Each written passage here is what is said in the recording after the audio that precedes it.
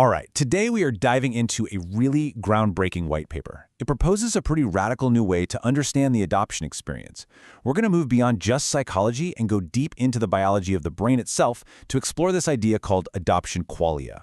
And listen, this isn't just about feelings. It's about a distinct, measurable neurological reality. And this quote from neuroscientist Richard Sidgwick, it just gets right to the heart of the whole problem this research is tackling.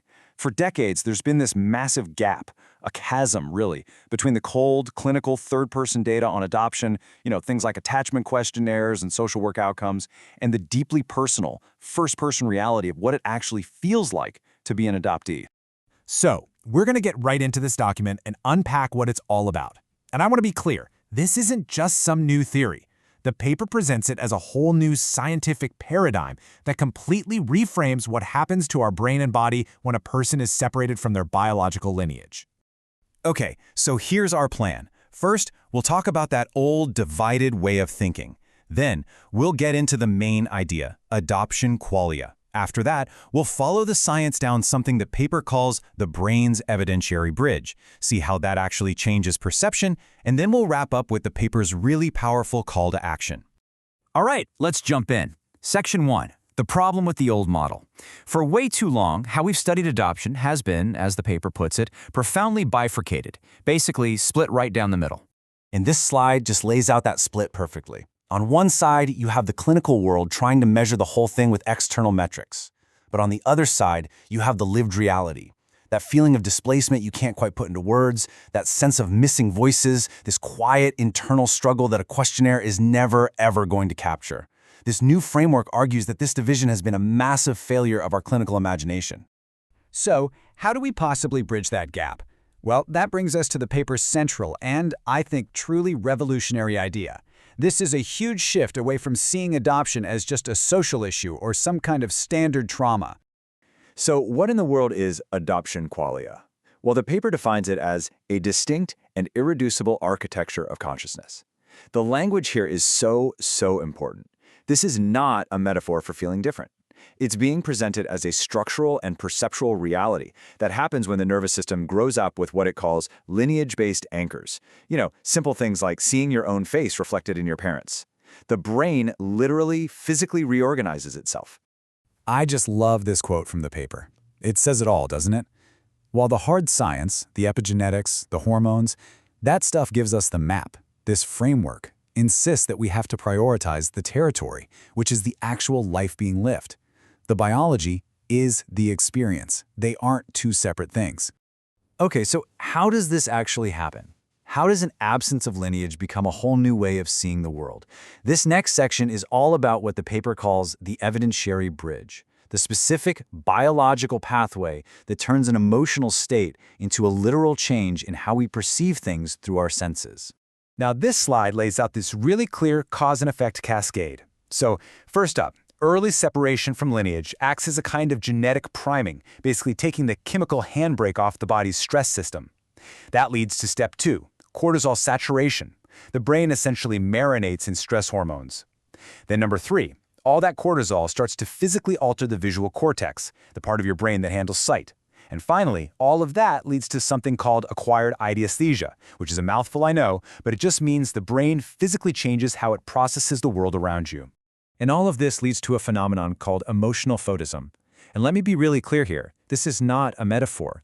It's the very real experience where a shift in your emotional state, say feeling uncertain in a room full of people, is experienced as a literal shift in the light. The room might actually look dimmer, or the environment might feel visually hostile. It means that for some adoptees, the emotional feeling of a room can literally change how it looks, and that's a finding with massive implications. And this brings us to what might be one of the most powerful ideas in this entire paper. What if? What if the things we've always labeled as disorders or deficits are actually highly sophisticated survival adaptations? Okay, let's take dissociation, for example. In standard complex PTSD, that often looks like numbness or just checking out. But this research points to something very different in adoptees: spatial liminality. And just look at the contrast here. It's the absolute opposite of checking out. It's a state of being too present, a hyperacute, hypercalculating awareness of a room's exits, its layout, It's the brain constantly scanning the environment for safety because it can't find that anchor anywhere else. And this different way of seeing things is built on a specific biological blueprint, so you can think of methylation as a set of dimmer switches on your genes. The paper points to things like FKBP5 hypomethylation, which means the dimmer switch on the gene that turns stress off is kind of stuck. Then you have BDNF hypomethylation, where the switch that helps grow new brain pathways is turned way down. Now, these aren't destiny, but they absolutely create a predisposition for this high-alert way of being. And this is just a brilliant illustration of how we can reframe these common diagnoses. Irlen syndrome, that visual stress, well, maybe it's just the physical signature of the body's stress system messing with the visual cortex. Auditory processing disorder, maybe it's not a hearing problem at all, but a state of intense auditory vigilance, the brain scanning for that missing voice. They aren't separate broken parts. They're all functional adaptations coming from the same core biology. So, you might be asking, what do we do with all of this information? Well, the paper doesn't just present a theory and leave us there. It outlines a really clear and urgent call to action, a new way forward. And the demands are really specific. For clinicians, it's a call to stop looking for deficits and start seeing these adaptations. For researchers, it's about time to isolate lineage displacement as its own specific thing to study so we can get better data. And for the adoptee community itself, this offers a powerful new vocabulary for validation. And this quote is, well, it might be the most important takeaway of all. It's a direct message of validation straight from the source. It reframes this entire experience not as something pathological, not as being broken, but as a profound and successful and even exquisite biological adaptation. And that really leaves us with this final, powerful question to think about. If we truly embrace this new way of thinking, that the adoptee experience is a unique, structurally different way of perceiving reality, how does that change everything? How might that completely transform therapy and research and even our most basic understanding of what it means to move through the world?